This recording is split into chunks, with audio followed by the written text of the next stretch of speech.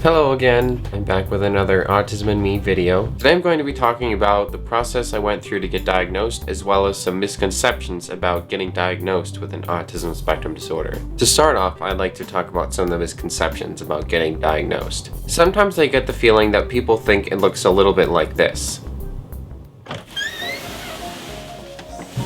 Good afternoon, Mr. Kilstadius. It says here that you are suffering from symptoms of autism? It's autism.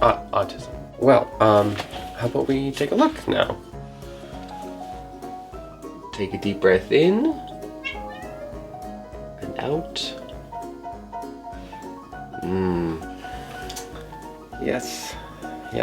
What is it? Sorry to say, I think you do have the autism.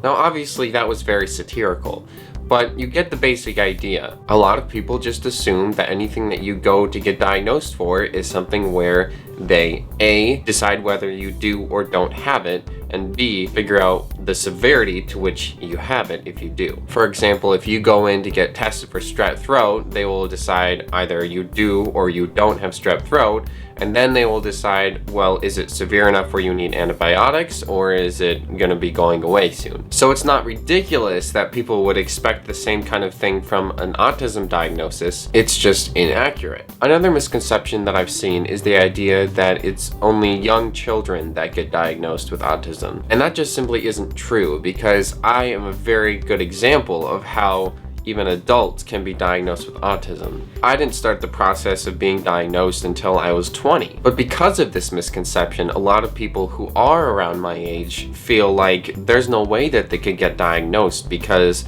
everyone who does diagnoses or whatever does it for children or babies, and it can be rather difficult to find a professional who works with adults who might be on the autism spectrum. So I guess that's kind of a good segue into my story about how exactly I ended up getting diagnosed in the first place, because it really did start with a whole lot of confusion and unanswered questions. Basically, it all started in the summer of 2012 when I was trying to figure out what was going on with me mentally and physically, because at the time I was very underweight and I was having issues with anxiety and depression and eating and all of that stuff, and I just didn't know what was going on or what my diagnosis might have been. I felt like I had an eating disorder, but I didn't have a lot of the symptoms of an eating disorder that other people did, so I was just very confused, and I decided that the best way to get these questions answered was to go and talk to a professional. At the time, the most logical solution was to find someone who specialized in eating disorders, so that's exactly what I did. I went to see a psych therapist for about 3 weeks, and we talked back and forth about the different things that I was going through,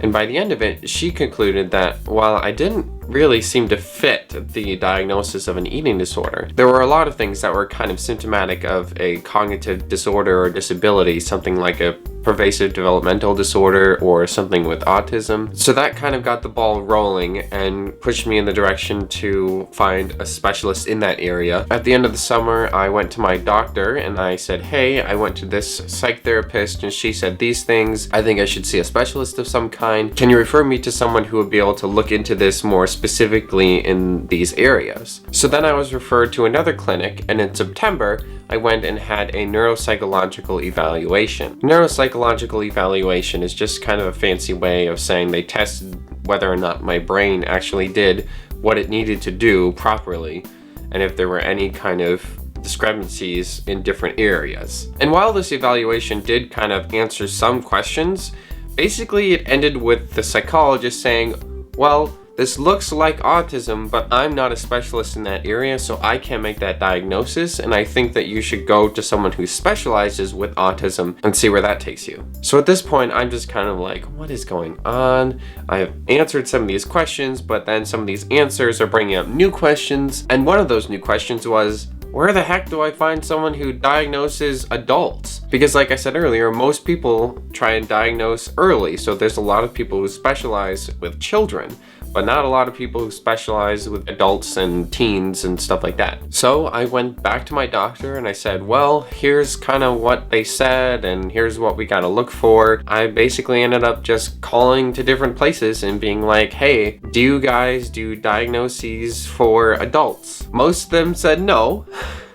But I persevered, and I did find a place that specialized with autism in adults. So finally, at the beginning of November, I was able to get in and start some testing with an actual psych therapist who works with people on the spectrum. And like I said earlier, it's not quite as simple as walking in, filling out a survey, and having them tell you yes or no. It was actually about a 3-week process where I did 3 different sessions of tests to evaluate all kinds of different areas. We did 6 different tests, and some of those tests had sub-tests within the test. I'm not going to tell you what they all were because the names were like this long, but if you want to know, I will put them in the description below. And by the time I was all done, I had to wait a whole month in order to get my results.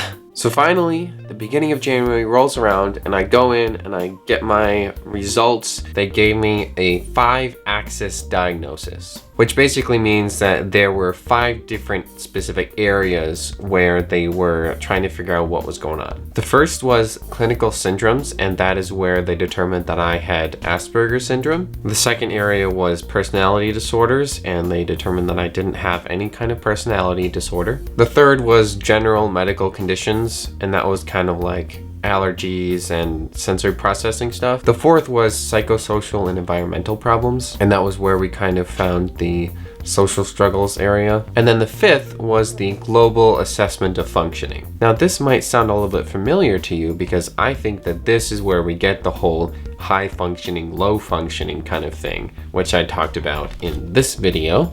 But you may be surprised to know that there actually is no high or low functioning on this diagnosis. And as you just saw, it's a lot more than just the functioning aspect of things. In the summary, they wrote, based on information gathered during the initial interview in conjunction with results from testing, Elijah meets the criterion for a diagnosis of Asperger's disorder. This diagnosis, which is an autism spectrum diagnosis, is marked by impairments in social interactions and restricted behaviors. And then they go on to talk about the various things within the testing that made them come to this conclusion. So yes, it is a little bit of a complicated process, but at least you know that they're being thorough and it's not just a matter of yes you do or no you don't. So to give you kind of a bigger picture of how this played out, in the beginning of the summer, I went to see a psych therapist for 3 weeks. At the end of the summer, I talked to my doctor, and then in September, I had my neuropsychological evaluation. Then 2 weeks later, I had to go back to follow up with all the results. And then in November, I had